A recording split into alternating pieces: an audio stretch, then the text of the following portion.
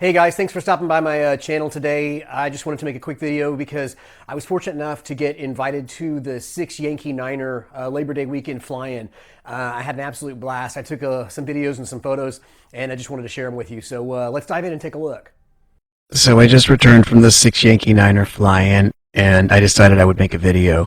I don't know yet whether this video will be satirical in nature. I don't have anything planned, but I had such a great time. Let's just dive into it. First off, if you just want to go get some information, you can go to 6y9.sidnaw.org. Also, you can click here to access my Facebook account. Here's some forums I like. This is where news comes from. Anyway, this is the important part. This gives you the information to take to what just happened. Oh, thank God. So this is the website for the information. You know how to use a menu. So if you click on events, you can see they do this every year on Labor Day weekend. So if Labor Day weekend is coming up, it's about time. It's also time to stop wearing white. For this trip to 6 Yankee Niner, I had access to 3 different options. I have access to the Cirrus, to the Grumman, and to my good friend Spike. Let's review. I went to look at the Grumman to see if that was a viable option, but there were 2 small children living on the wing.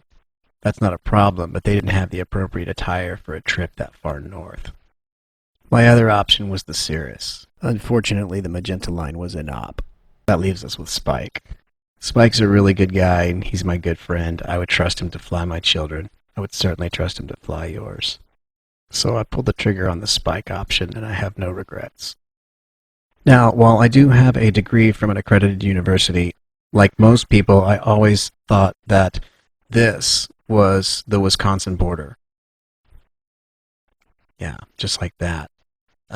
It turns out that that's actually not the case.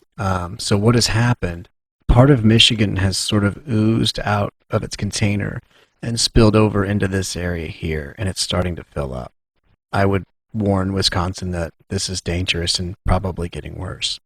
So that's all well and good, but the problem was, so it turns out the town is actually in this area here in what's in this new Michigan territory.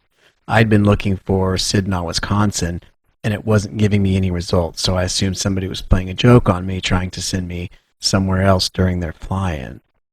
Now, just to give you an idea of where this place is and what it's like, we can zoom in to this area here and see the town of Sidnaw.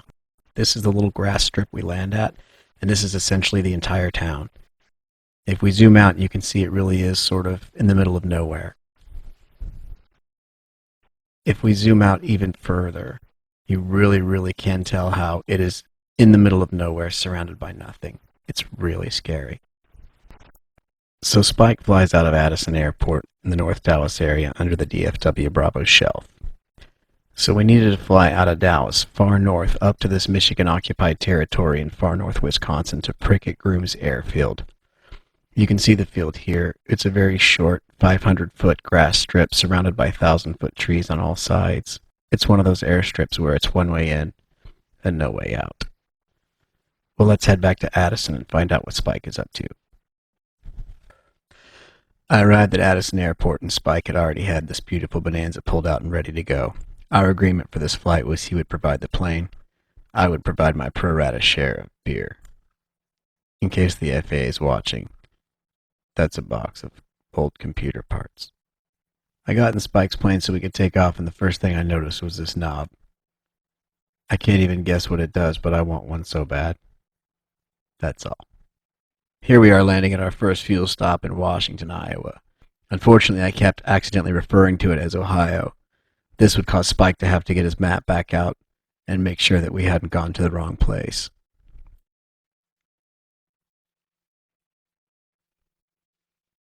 Now I want to say something real quick. I had never in my life been to Ohio, or Iowa. If I had been in a coma for the last 10 years in Texas and the only way to wake me up was to take me here, and I woke up, having never been here, I could pretty much have guessed where I was. Iowa is so much like you would imagine Iowa to be that it's almost unimaginable. Try not to unravel that too much.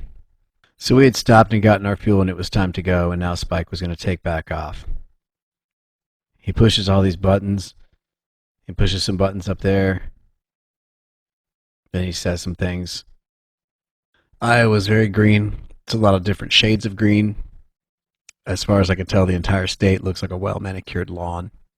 I'd like to live in that house there in the background with the pool. It'd be pretty cool. That's a wingtip. That's the wing middle. This is what Iowa looks like. It's incredibly well manicured and geometrically structured in such a way that you could measure it easily. If you had an engine out, you would pray to be in Iowa when it happened. The entire state is a grass strip. So flying inbound here to land at Prickett Grooms, the scenery is absolutely amazing. The video does not capture how tall these trees actually are. They're beautiful. The sun was about to set in probably 20, 30 minutes. So it was really ideal as far as just being a beautiful approach to an airfield. It is customary when you're flying into this airfield to do a runway check. Fly over the runway, make sure there's no animals, people, cars.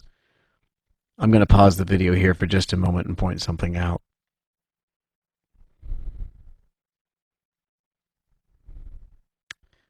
So apparently they had seen a video from this douchebag on the internet about runway X's, and they decided that they were all going to lay down in this field in the shape of an X. There's a handful of people here all on the field, probably praying that we're actually going to do a runway inspection versus actually land.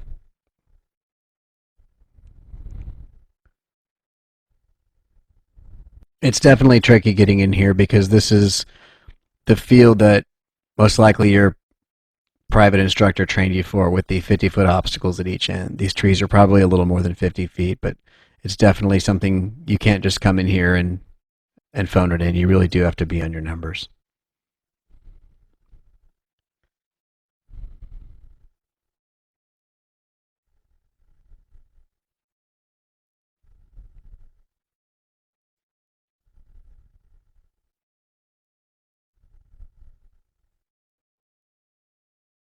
So when you land, there's planes and people everywhere. Some of the nicest people I've ever met. And everyone here knows everybody, and everyone treats you like your family. It was so great.